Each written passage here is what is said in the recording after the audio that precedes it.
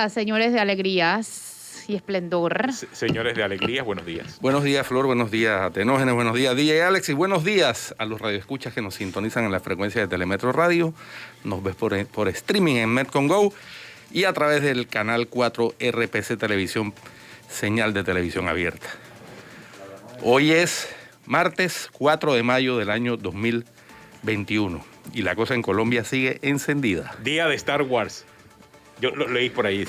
Y de elecciones panameñas, la gran mayoría de los últimos quinquenios. Oye, bueno, sí, coincidentalmente, ¿no? Sí, la primera semana de mayo siempre. Sí. 3, 4, 5, siempre. Sí. Por ahí caen. El primer quinquenio... domingo de mayo es lo que dice la Constitución. Oye, vayamos al grano, como dice el dermatólogo. Viendo el tema puntualmente del monumento ahí en Penonomé, porque es que... Ay, no, cada vez es peor la cosa. Sí, mire, la estética y las críticas que pueden surgir sobre la estética, me parece a mí que, bueno, eso es... Para eso gusto es los colores. Para gusto los colores, sí. Pero lo que es inaceptable es la defensa cerrada de parte del Ministerio de Cultura acerca de los 200 años de República de Panamá. Eso no es aceptable. Incluyendo Guido, personas que se habían posicionado en el imaginario panameño como historiadores e historiadoras serias y han caído en defender lo indefendible. A mí se me hace realmente alucinante. El ministro dio explicaciones. Es decir, tan sencillo que es, oye, se cometió un error, ha debido decir... bicentenario de republicanismo o bicentenario del sistema republicano, pero no es el bicentenario de la República de Panamá. La República de Panamá nació el 3 de noviembre de 1903 y no estamos a 200 años de esa fecha. Y eso no admite discusión. Así es. O sea, para mí no admite discusión porque realmente el ponerlo de otra forma afecta a todos los estudiantes que en Penonomé tengan que pasar al lado de ese monumento. ¿Qué van a decirle a sus profesores cuando vean y cuando le pregunten a esos estudiantes cuántos años de república tenemos? Van a decir 200 años. O sea, ¿eso no lo piensa el Ministerio de Cultura? O sea, ¿qué está haciendo el Ministerio de Cultura? Y ya le digo, yo no sé, yo no me meto en la estética del monumento. Pueden hacer lo que quieran o que pueden darle el reconocimiento al que le dé la gana. Hay gente que está criticando eso y también lo respeto, pero yo sí, la parte que no acepto es que haya un error histórico y que el Ministerio de Cultura no tenga el más mínimo respeto por la historia y el reconocimiento al error que cometieron. Ya. Eso es un problema. Sencillo como eso. Eso es un problema. Es de humanos errar, pero de sabios reconocer el error y corregirlo. Y lo que demuestran al mantenerse en el error y además a tener a gente que está en la planilla del Ministerio de Cultura defendiendo a capa y espada el error como si no fuera un error, pues ya deja mucho que decir. Es una tosudez realmente lamentable e increíble. Es eso, es la terquedad. Sí. Y así es en todos, pero todos los temas. Todos. Oye, pero pasemos a algunas buenas noticias. Nada más. Calma, Ventarrón, calma. También hay buenas noticias. No, antes de entrar con las buenas noticias, es que también ayer recibimos muchas críticas porque dice, bueno, pero es que ninguno de los que están ahí son historiadores. Yo me tomé la tarea porque realmente al final, sí es cierto, yo no soy historiador, Guido tampoco es historiador, no soy historiador, pero sí soy amante de la historia, que es otra cosa. Sí, pero es que yo fui hasta la Universidad de Panamá. No hay que ser historiador para ver. No hay que ser historiador para No, porque es que cuando leía a los historiadores... No es un punto oscuro de la historia sometido a debates de trillos y troyanos, no. Es una claridad contundente. Cuando leía a los historiadores defendiendo la posición del Ministerio de Cultura, yo fui a la Universidad de Panamá y conversé con el profesor José Álvaro, que es al que vamos a llamar en este momento, porque el profesor José Álvaro es profesor universitario de historia, es presidente también de la Asociación de Profesores de la Universidad de Panamá. Y le consulté específicamente sobre esto para buscar, tú sabes, un elemento validador de la posición que nosotros tenemos aquí, específicamente con el error histórico que está cometiendo el Ministerio de Cultura. Y efectivamente, o sea, el que es especialista, el que enseña esto, coincide plenamente con lo que nosotros estamos planteando. Y esto no se trata de una corriente histórica que defiende ahora el Ministerio de Cultura, sino que se trata de la historia propiamente dicha. Tenemos al profesor José Álvaro. Profesor, buenos días. Ayer estaba consultando sobre el monumento y la fecha que plantea el monumento de 200 años de historia republicana allá en Penonomé. o 200 años de la historia de la República de Panamá. Bicentenario de la República de Panamá. Ese es el tema, bicentenario de la República de Panamá. ¿Qué piensa usted, profesor José Álvaro, sobre esa frase, bicentenario de la República de Panamá? Bueno, buenas gracias, Tenógenes, Flor y Giro. Bueno, yo, antes de tu llamada, recibí algunos intercambios, cruces de opiniones, incluso de la hoy directora del Departamento de Historia de el INAC, del Ministerio de Cultura, perdón, que defiende la tesis sobre el bicentenario de la República. Yo luego te envié a Tenógenes por teléfono el libro completo de Sosa y Arce, que es el primer compendio de la historia panameña, y claramente ahí queda definido los 4 procesos históricos de Panamá. El establecer que en 1821 nace la República es un error histórico, porque en 1821 es cierto que hubo la independencia de España, pero inmediatamente formamos parte de la estructura conocida como Colombia, que luego se transforma en Gran Colombia. En 1829 se deshace el concepto de la unión de la región colombiana, que eran los países que se unificaron. Y formamos parte entonces de la Nueva Granada, ¿no?, que es la hoy Colombia. Ese proceso de formación de la Nueva Granada nos ubicó como el departamento de Panamá dentro de la estructura de Nueva Granada. Y eso queda demostrado que no podíamos hablar de república, porque el tratado que tiene que ver con el territorio del Istmo de 1846 es firmado entre Nueva Granada y Estados Unidos, referente a el Istmo de Panamá.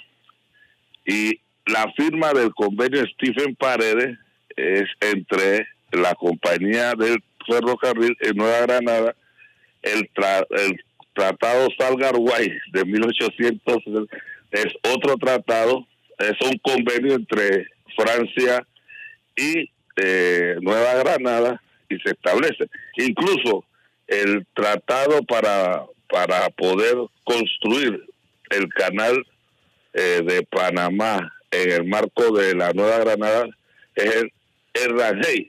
¿Por qué hago esa referencia? Porque si hubiera sido república, nació la República de Panamá, que firma con Estados Unidos todos estos convenios y tratados. Ahora, profesor, pero profesor, o sea, no son ni 200 años de República de Panamá, ¿y son 200 años de historia republicana? No puede ser 200, por eso dice esa cronología, para demostrar que no son 200 años de época republicana. Y lo otro elemento es que durante el gobierno de la presidenta Mireya Moscoso fue que desarrollamos y conmemoramos el primer centenario de la República, sí, es cierto, que fue de 1903 al 2003. Y ese está en lo que es la periodización. Y si buscas los libros, te voy a citar el doctor de CITES, el de Sosa, pero si buscas al maestro Gastiazoro y otros autores, en lo que fue la estructura de Panamá en su texto, realiza. Y las dos últimas estructuras que establecen la época republicana son las obras del doctor Celestino Araúz y Patricia Pizurdo, cuando hablan de Unión a Colombia e Historia Republicana. Y la compilación que hizo el maestro Alfredo Castillero sobre, precisamente, en conmemoración a el primer centenario de la República. Muchas gracias, profesor. Eso quiere decir que el monumento está no tiene la precisión histórica que se quiere dar. Muchas gracias por acompañarnos. Vamos a un cambio y quedó claro, volvemos. ¿Sí? Y quedó claro. O sea, se trata de un tema de historia y que el Ministerio de Cultura debiese respetar y que no está respetando, siendo a pesar de eso el ministerio... Ya sabemos cuánto costó llevado. ¿Y quién lo hizo? No, ni siquiera hemos llegado a ese punto todavía. No, es que la transparencia, porque encima, es que es una cosa... encima de que ni sabemos cuánto costó, ni quién lo hizo, ni quién diseñó eso, no sabemos si fue el propio ministro que lo diseñó. Sí, no sabemos todavía. Encima tiene un error. No sabemos todavía la lista de los comunicadores de $43,000. Sí. O sea, Porque inclusive el que hizo el monumento también debió analizar lo que estaba poniendo en el monumento. O sea, eso es, porque es que su nombre está de por medio. Si es que acaso le ponen el nombre de la persona que construyó, no, ni se sabe cómo se hizo eso y cuánto costó tampoco. Bueno, vamos a una pausa, pues disculpe, mi estimada Flor. Vamos a la pausa. Bueno, jefe. No se vayan, que vamos a hablar de Colombia. Nos decía yo antes de la intervención del historiador que también hay buenas noticias que hay que destacar. Cuente las buenas noticias. Por ejemplo, y para que después nos digan que no ponemos buenas noticias. No, y tengo que decir que la AIG ha implementado y ya está disponible un sistema que se llama la vacuna digital, el certificado de vacunación digital, que va a ser el antecedente para el pasaporte digital. Y eso es positivo, eso hay que destacarlo porque eso pone a Panamá a la vanguardia de los países en América Latina que, habiendo vacunado a una parte considerable, si bien todavía minoritaria de su población, va estableciendo parámetros de carácter tecnológico para facilitar las preguntas que muchos se hacen. Una vez vacunado, entonces ahora cuáles son los requisitos para viajar, etcétera. Y entonces se va facilitando en medio de la pandemia, que todavía está ahí, la vida normal de los ciudadanos. Entonces, un ganchito para la AIG y por este desarrollo importante. Usted dijo buenas, hay más. Nada más era esa. Bueno, esa por el momento. Pero es muy significativa. Y también es muy significativo, y ahora que lo mencionas puntualmente, el tema de la AIG, hay que reconocerle también todo el proceso que se ha desarrollado para el mismo sistema de vacunación. Tuvimos la experiencia de ver el proceso, por ejemplo, en el vacunómetro, en el Auto Express, que está en el Rommel Fernández, administrado por el 2030, por cierto, Guido, pero que utiliza toda la plataforma diseñada por la AIG y de verdad que es muy, aun cuando la fila es larga, es muy rápido y no hay participación humana allí. Todo eso, o sea, si tú te inscribiste en el sistema, aparece en los celulares de las personas que están orientándote la cita que hiciste, el momento en que la hiciste y si realmente te inscribiste para la vacuna o no. Lo que hace transparente todo el proceso y hace que la gente, a pesar de que la fila demora a veces hora y media, esté tranquila al momento de poder recibir la vacuna. Y hablo específicamente del caso de la vacuna de AstraZeneca, que tuvo tanta aceptación por parte de la ciudadanía. Eso le da a la gente mucha tranquilidad, ven un sistema que trabaja, ven un sistema que está funcionando y eso también es producto de la AIG, que hay que darle su gancho, hay que reconocer que es parte de lo que está ocurriendo ahora y de la manera en que también la tecnología se ha sumado a este proceso, ¿no? Sí, definitivamente. Y bueno, el 55% de los docentes que van a participar en el retorno semipresencial a clases a partir del 30 de mayo ya están vacunados. Entonces, de aquí a que la cifra cerrada es 12.000 y un poquito más. De aquí a que termine el mes de mayo, se espera que se vacune al resto, al 45% restante. Ahora, ¿y los pacientes de enfermedades crónicas? No, pero es el 55% de los docentes de las escuelas que van a arrancar. De las escuelas que van a arrancar, correcto. Son 100, exactamente. De las escuelas que van a arrancar el 30 de mayo. ¿Y los enfermos crónicos? Todavía. Hay unas cifras interesantes, porque el caso puntual de personas con enfermedades inmunes, el 75% son mujeres. Y son mujeres que no aplican para la vacuna de AstraZeneca porque están entre los 30 y 50 años.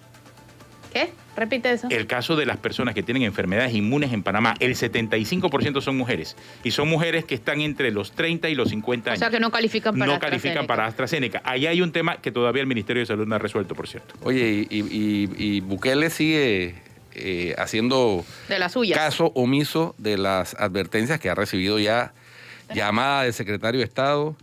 No le hace caso a nadie. A nadie. Y encima te manda el mensaje y nadie se meta. Sí. Al mejor estilo, y vienen más despidos, anticipó. Sí, al mejor estilo de Chávez, Chávez, al mejor estilo de Maduro, al mejor estilo de Ortega, que es su vecino ahí al ladito. No. Y el argumento de mucha gente que he escuchado defendiendo a Bukele es que es popular. Hitler también fue Martinelli popular. también y Hitler. No. Así que, y Uribe. Ojo. Estamos viendo lo que va a ser la nueva dictadura por Twitter de un presidente.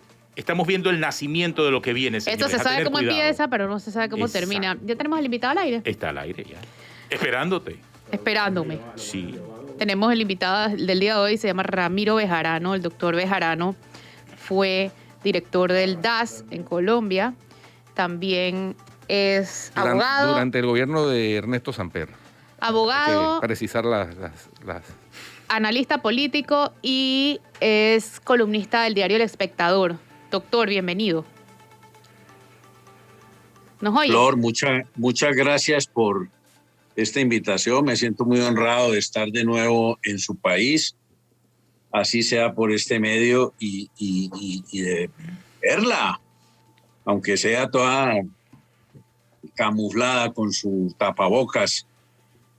Doctor, muchas gracias. Doctor, hablemos de Colombia, está prendido. Reforma tributaria, renuncia al ministro, gente en las calles, antorchas. Está cada vez peor. 17 muertos. 17 muertos. Hasta ahora. La situación es supremamente delicada porque primero el tema de la pandemia ha tenido un resultado bastante precario. El ritmo de vacunación no es el ideal. La población está resentida en eso. Aquí no han empezado a vacunar a las personas mayores de 50 años ni a los de 40 y de allí para abajo. Y los hospitales, como consecuencia de eso, se están llenando de personas jóvenes. Entonces, estamos en una situación bastante desesperada, bastante angustiada. El gobierno no permitió inicialmente que los empresarios que querían hacerlo pudieran comprar las vacunas, solamente el gobierno, porque quería monopolizar exclusivamente el manejo de las vacunas y seguramente utilizarlo con fines electorales para la próxima campaña, y eso ha resultado mal. La gente está inconforme. Y a eso se suma obviamente que la economía está afectada, la gente está muy pobre, las fuentes de recursos se han disminuido en todas las esferas, y en la mitad de toda esta situación tan catastrófica, al gobierno se le ocurre presentar una reforma tributaria para recaudar como 30 billones de pesos para aliviar una situación de déficit, y tuvo una propuesta encaminada a gravar a las personas menos favorecidas y con una tendencia muy de este gobierno de favorecer los grandes capitales. Y obviamente, como decía Carlos Marx, la fuerza es la partera de una sociedad vieja preñada de una nueva. Lo que este gobierno no ha entendido es que todo ese maltrato a la gente, toda esa situación de desdén frente a la gente, pues se ha traducido primero en un paro que arrancó el miércoles de la semana pasada y que sigue teniendo sus efectos, y que en poblaciones mucho más afectadas, como en el Valle del Cauca, la tierra donde yo soy oriundo, en Cali, la situación es más desesperada. Se ha creado una situación de orden público terrible. La ciudad está sitiada por tierra y por aire. No pueden llegar recursos de ninguna naturaleza. Y la respuesta del gobierno frente a eso es enconcharse, darle facultades a los militares para que el ejército salga a las calles, lo que es un error histórico. Claro. Siempre Doctor, que el ejército sale a las calles hay muertes y hay cosas complicadas. Y entonces estamos en una situación en la que no podemos salir a la calle tranquilamente, y esto está supremamente delicado. Y para colmo males, el gobierno entonces, que convoca un gran acuerdo nacional, ayer tuvo que aceptar la renuncia al padre de la reforma tributaria, el ministro de Hacienda Carrasquilla, le acepta la renuncia a él. Y miren la cosa tan absurda que hace. En esto consiste la apertura el gran acuerdo nacional. Nombra como ministro de Hacienda, en reemplazo de Carrasquilla, al que es ministro de Comercio. Y para el Ministerio de Comercio Exterior envía al viceministro de Hacienda, que fue uno de los autores de la reforma tributaria. Obviamente, ahí no hay la posibilidad de buscar consensos, acuerdos, sino ellos mismos entre ellos mismos, porque están decididos a hacer verdad una cruzada de la ultraderecha colombiana, que es a no dejarse quitar el poder a como dé lugar. Están dispuestos a eso, a sangre y fuego. Doctor, ¿cuál fue el impacto de el tuit, el trino de Álvaro Uribe, y cuál es el poder todavía que tiene en cuanto a la desestabilización del país? Mire, el trino de Álvaro Uribe, en el que invitaba a los policías a hacer uso de las armas, pues obviamente que yo no soy militar, pero una persona que tiene tanta influencia en la fuerza pública diciendo esas cosas, pues naturalmente en el universo ideológico de una persona que está armada, que tiene una inspiración de la preponderancia del militarismo, una manifestación como esa es una autorización pública a ejercer abusivamente el poder de las armas, el poder letal de las armas. Yo creo que, y eso se ha visto, después de esa admonición de Álvaro Uribe, han crecido los desmanes en todas partes de Colombia, en Cali, aquí en Bogotá, en Bucaramanga, porque son mensajes. Ahora, no hay que olvidar un detalle que yo he venido criticando en mis columnas desde el día 1, y es que desde el momento en el que Álvaro Uribe se posicionó, la impresión que tuvimos muchos opinadores fue que a Uribe le entregaron, si no el manejo, por lo menos lo hicieron persona preponderante en el manejo de la seguridad. Y el ministro de Defensa que primero nombraron era un doctor Guillermo Botero, un empresario bastante cercano a Uribe. El director de inteligencia nombraron un excomandante de la Armada bastante cercano a Uribe, y todo así. Entonces, yo creo que basta que Uribe haga una manifestación de esas para que la ultraderecha se sienta respaldada. Ayer, por ejemplo, después de todo lo que ha pasado, cuando empezaron a salir por las calles carrotanques del ejército, yo me quedo aterrado, mucha gente aplaudía al ejército. Y yo me acordaba de esa imagen que vivimos los colombianos el 7 de noviembre del año 85, después de la retoma del Palacio de Justicia, cuando el M-19 se tomó el Palacio de Justicia y terminó en la tragedia que terminó. Los carrotanques del ejército que regresaban del Palacio de Justicia a las instalaciones militares, la gente salió a aplaudirlos. Y hoy sabemos qué fue lo que ocurrió allá. Yo creo que mandar mensajes a una sociedad en el sentido de que la única supervivencia son las armas es un peligro en estos tiempos de hambre, de miseria, de acoso y obviamente de una inconformidad creciente. Doctor Bejarano, también se ha visto, y hay que decir las cosas también desde todos los ángulos, a muchos de los que protestan vandalizando comercios y a personas dueñas de esos comercios, incluso comercios pequeños, comercios como cafeterías, panaderías, etcétera, armadas para defenderse. Eso está sucediendo. Esos son videos que han estado circulando en las redes sociales y que, bueno, ante esa situación de incertidumbre, y se lo digo porque acá en Panamá, durante la invasión de 1989 del ejército de los Estados Unidos, vivimos una situación similar, un saqueo generalizado de un día y medio, y cuando llegaron los tanques de los soldados americanos, la gente los recibió con aplausos. Entonces, hay que entender también la psiquis de las personas que están ajenas a la protesta, pero que están siendo victimizadas por los que protestan, sobre todo aquellos que vandalizan. Mire, es que los pueblos no aprenden realmente, porque cuando el pueblo cree que la solución a sus problemas es entregarse a situaciones por fuera de la ley, esa situación termina volviéndose en contra del mismo pueblo. Yo creo que, claro que nadie desconoce que hay que respetar la fuerza pública. La diferencia entre la fuerza y la violencia es esa.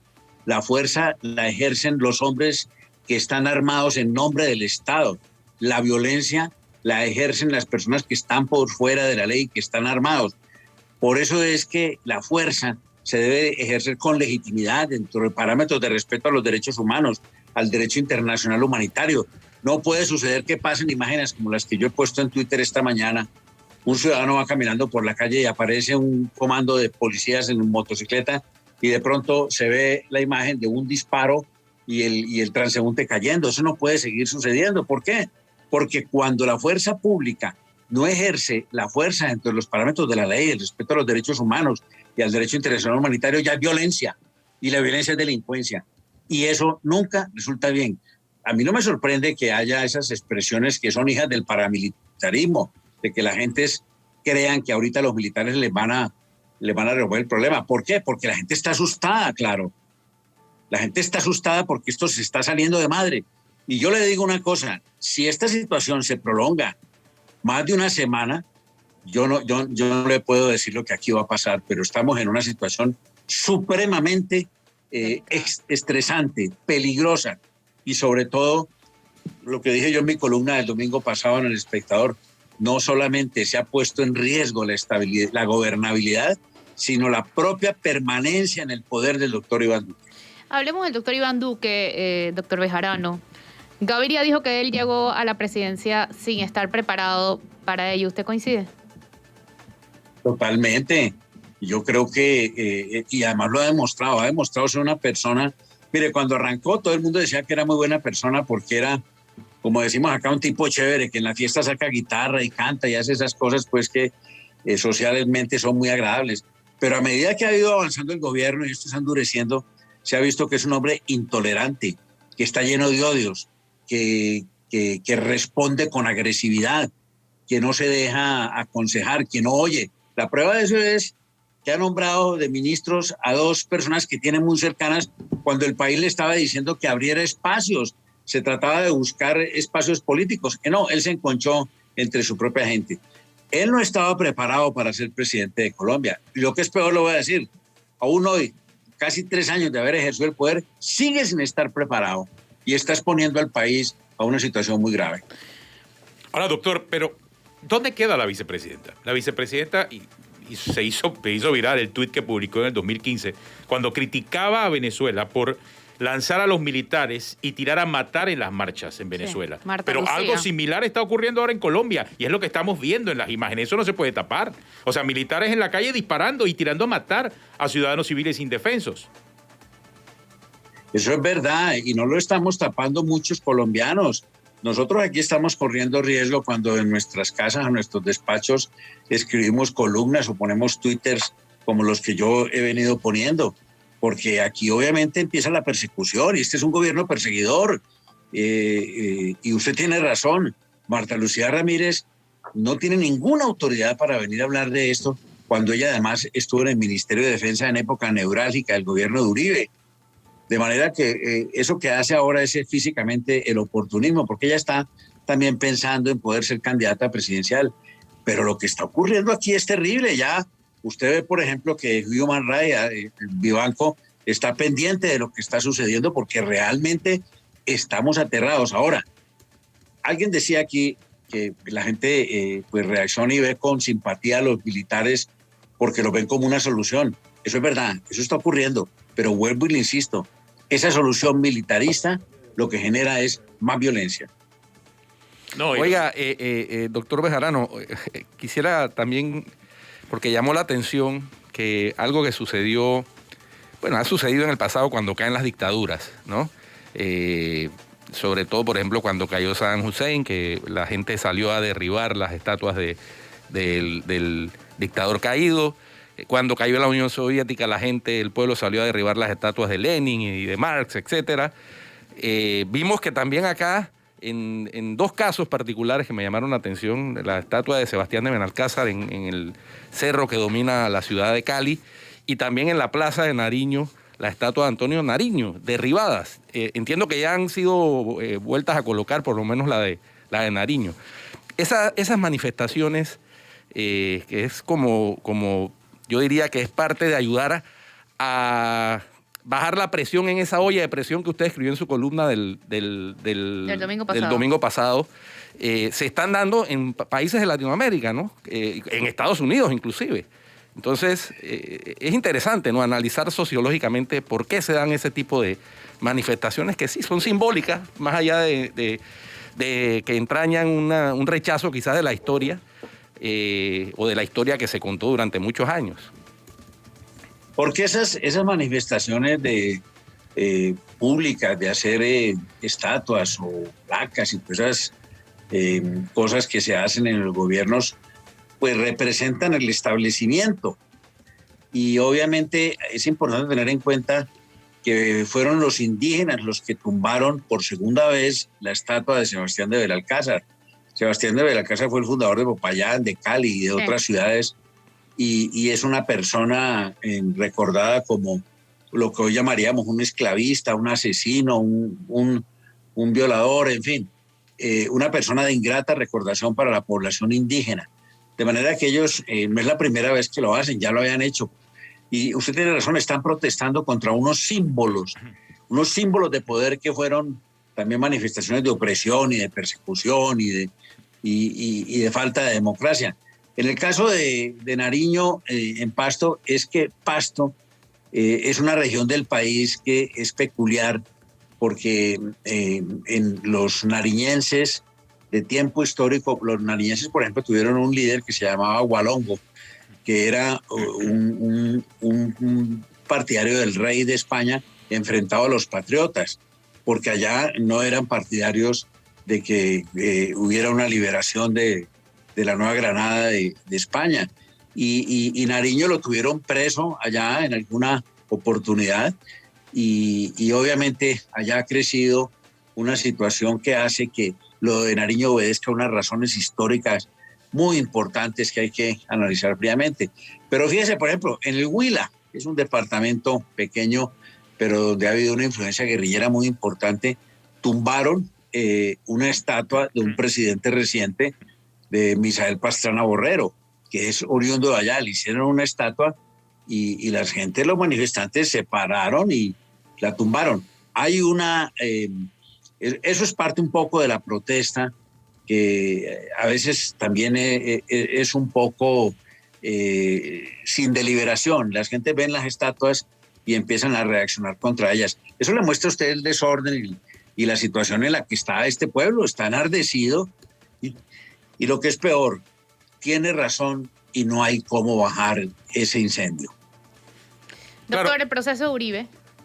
Perdón, ¿querías hablar? Mire, algo? Espérese, que me están haciendo bullying. Silencioso.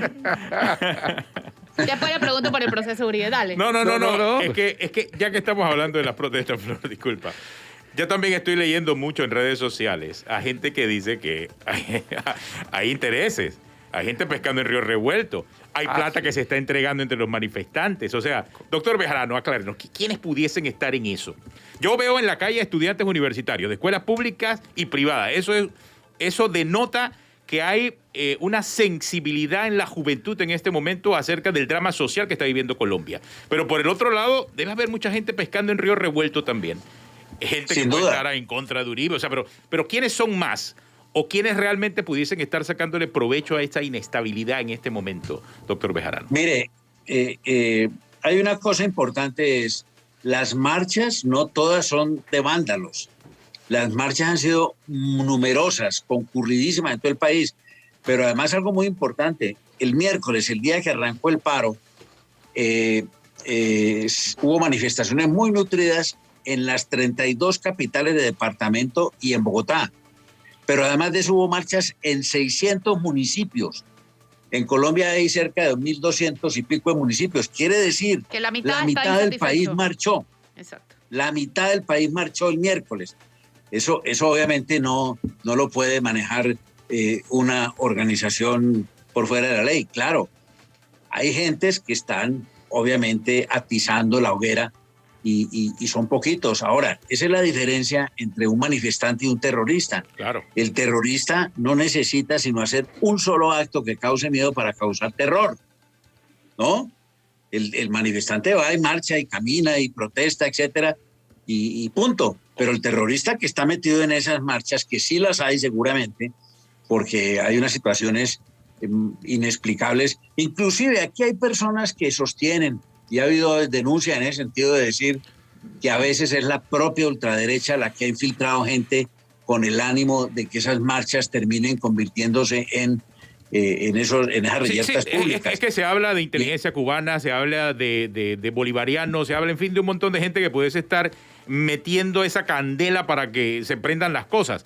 Pero lo que usted nos está planteando es una realidad clara. O sea, Colombia es el tercer país más desigual de América Latina y creo que está como de séptimo en el mundo. Entonces hay también un problema social muy serio en un país que no ha afrontado esa realidad. Eso es estrictamente cierto. Y eso es lo que sorprende, que Duque, en medio de... Yo creo que Duque se debe levantar por las mañanas, ver la prensa, ver los noticiarios de televisión, ver los comentarios en redes sociales, y debe, yo creo que se preguntará él, ¿qué he hecho yo de este país, por Dios? Porque es que obviamente el país está levantado, y él allá todos los días en un programa de televisión de 6 a 7 de la noche, remedando la misma situación de Maduro. Sí. El mismo programa que tenía Chávez y que repitió Maduro, lo tiene hoy Iván Duque, con menoscabo pues de los medios de comunicación, que no, la verdad, la gran mayoría de medios de comunicación están muy al servicio de los boletines oficiales. A eso mismo iba, doctor. Ha habido muchísimas críticas acerca de la cobertura mediática de este episodio, de esta situación. ¿Cuál es su lectura al respecto?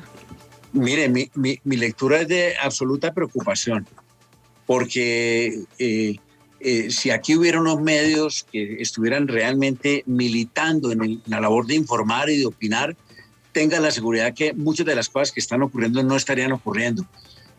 Por ejemplo, hoy en una emisora un reconocido periodista sale y dice que por ejemplo los policías, que es que los han dejado solos.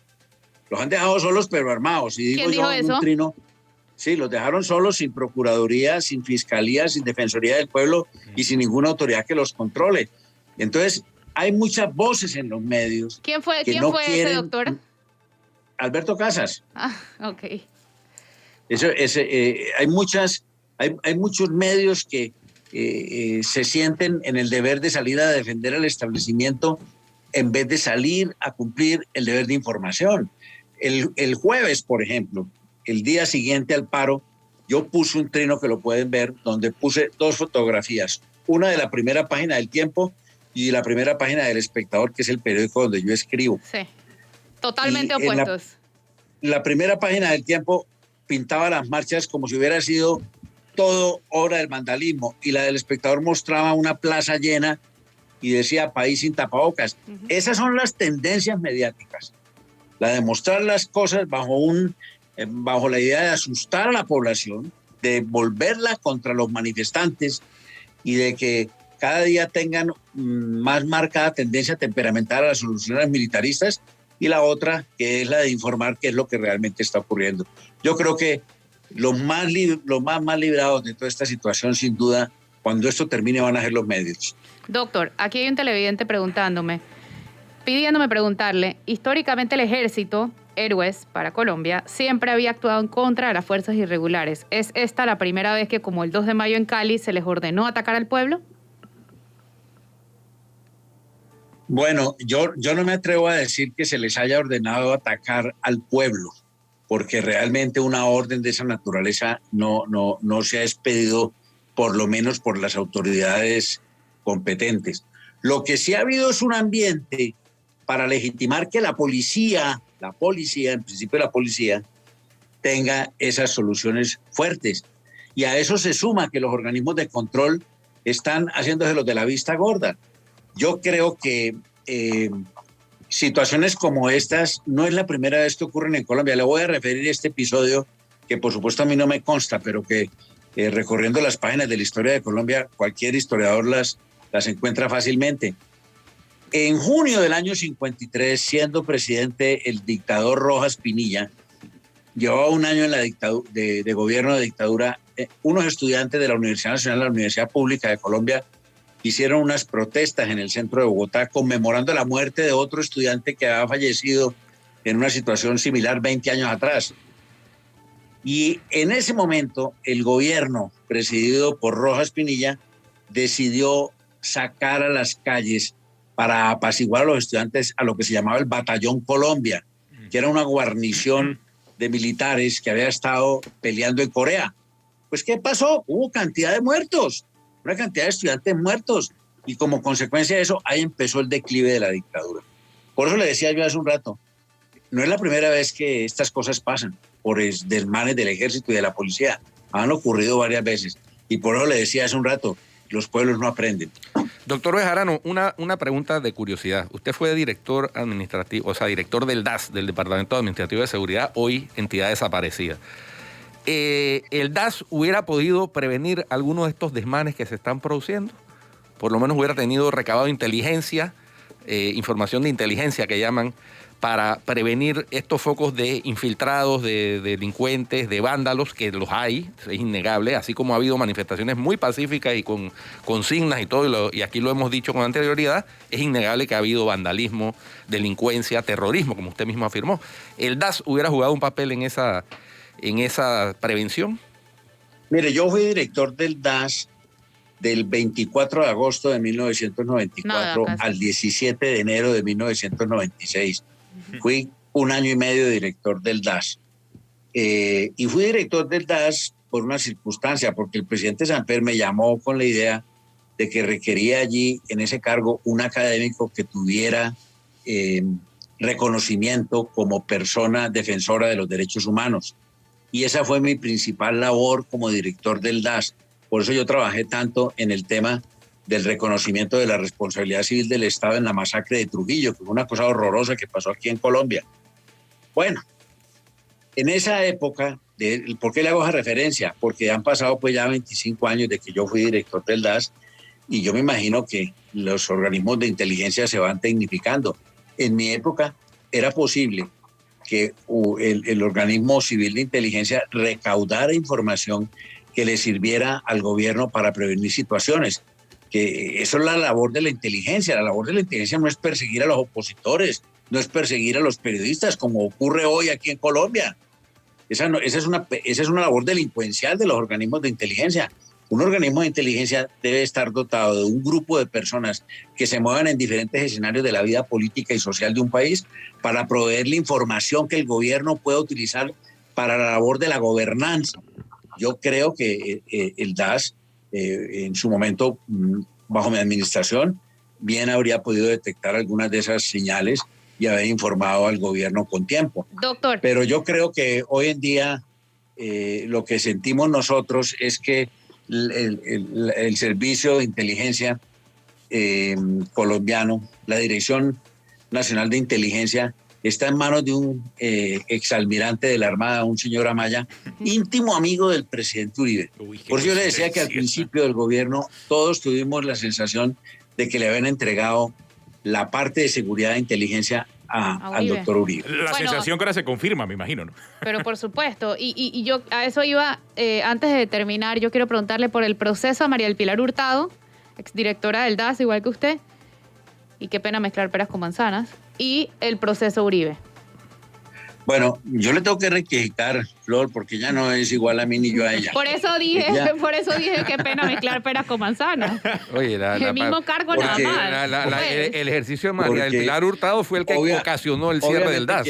Quien ha sido, mire, yo creo que en Colombia es más peligroso escribir columnas de opinión que ser director de un organismo de inteligencia. 100%. A mí me han perseguido más. Usted, pues. A mí me han perseguido más como columnista que como director del DAS. Cuando yo salí de director del DAS, todos los partidos políticos estuvieron de acuerdo en que ha hecho una gran gestión, pero cuando empecé a escribir columnas de opinión, entonces tengo una cantidad de enemigos que suelen involucrarme en crímenes y en cosas,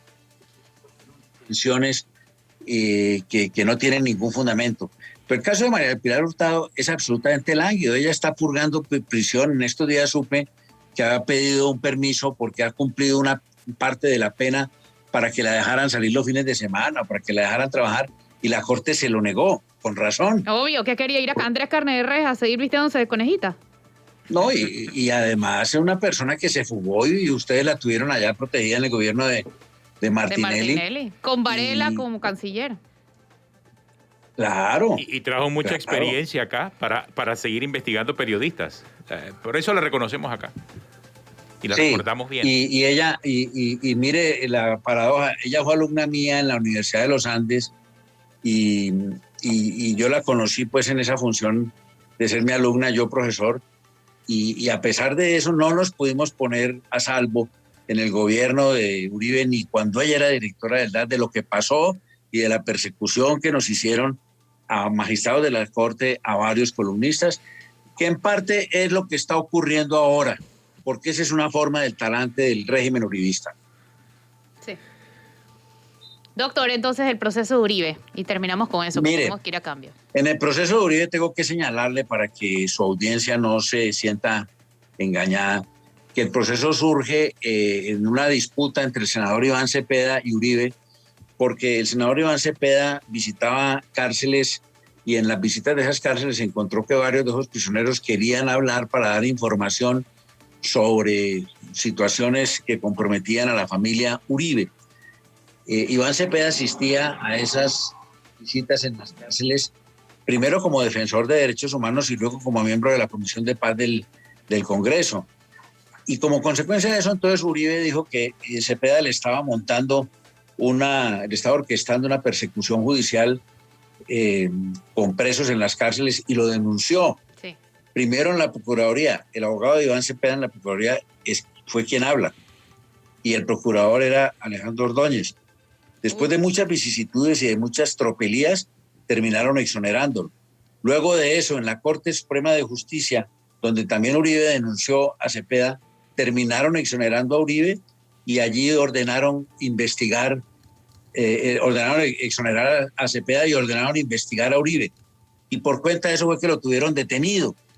Y ese proceso estaba en la Corte y un buen día Uribe decidió renunciar a su condición de senador, con lo que logró que el proceso saliera de la Corte y se fuera para la Fiscalía a que lo manejara una Fiscalía presidida por un señor que es uribista 1A, que ha puesto la Fiscalía al servicio del uribismo y puso como fiscal investigador a una persona que era de la entraña de Alejandro Ordóñez, el ex procurador general de la Nación, de ingrata recordación. Ingratísima recordación. Y yo en ese proceso soy abogado suplente del abogado principal, para que su audiencia tenga presente eso.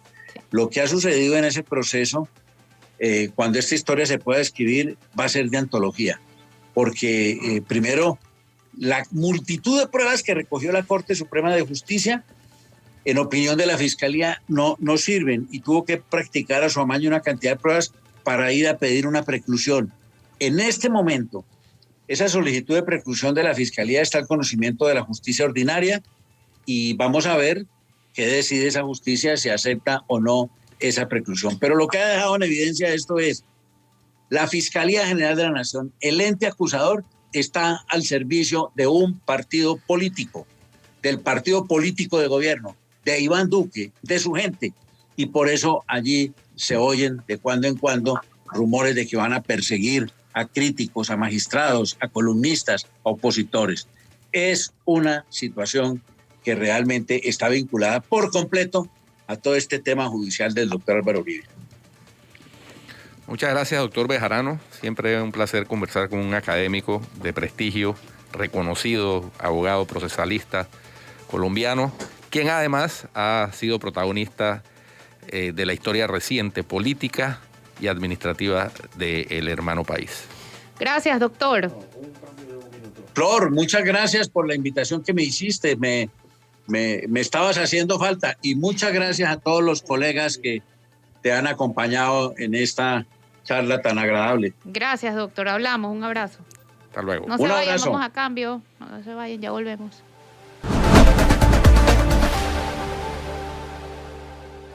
Hola. Ya estamos de regreso con menos. Solamente queríamos decirle chao. Hoy un placer escuchar al doctor Bejarano. Uno puede estar a favor o en contra de su posición política, pero es un académico respetado en Colombia. Polémico, como les advertí desde el principio, polémico. Siempre participa en los congresos colombianos de Derecho Procesal del Instituto Colombiano de Derecho Procesal que se celebran cada año y a partir de la pandemia se están Pero celebrando de forma yo virtual. lo sentí muy centrado en cuanto a la Sí, situación Sí, cuando tú hablas de posición política, él no es abiertamente... Él es abiertamente antiuribista. Ah, sí, pues por ¿no? supuesto. Claramente. Pero eso no significa que sea pro Santos. No, yo no he dicho que sea pro Santos. O sea, que no es una posición política y son más de las acciones que de las personas. Si conversas con él y sigues las columnas de opinión, te das cuenta que no es un tema... Él tiene su posición. Personal. Él tiene su posición y la tuvo siempre frente al gobierno de Uribe Por supuesto. por los desmanes que se cometieron durante ese gobierno. Por Pero así lo- mismo se podría decir... Por el autoritarismo y el abuso de poder. Sí, exacto. Es antiautoritarismo, no anti la persona. Por ejemplo, Bejarano fue crítico y muy crítico de la reforma que trató de hacer Uribe, que se la tumbó la Corte Constitucional para reelegirse por tercera vez. Sí. Es decir, por 2010. una segunda reelección. ¿No? Bejarano fue un crítico permanente de eso. Fíjense ustedes, por Y en el gobierno de analogía, Santos fue igual de por crítico. analogía, Bukele en cambio lo que hace es votar a los magistrados de la Corte Constitucional. Pues sí. ¿Por qué? Porque lo que viene allá es una reforma para permitir la reelección de Bukele ad infinitum. Anótenlo. Chao, ad infinitum, ad infinitum. Anótalo y tuitealo, porque eso es lo que va a hacer Bukele, le va a tuitear nada más. Bueno. Chao, ad Terminamos. infinitum. Hasta mañana. Ad infinitum.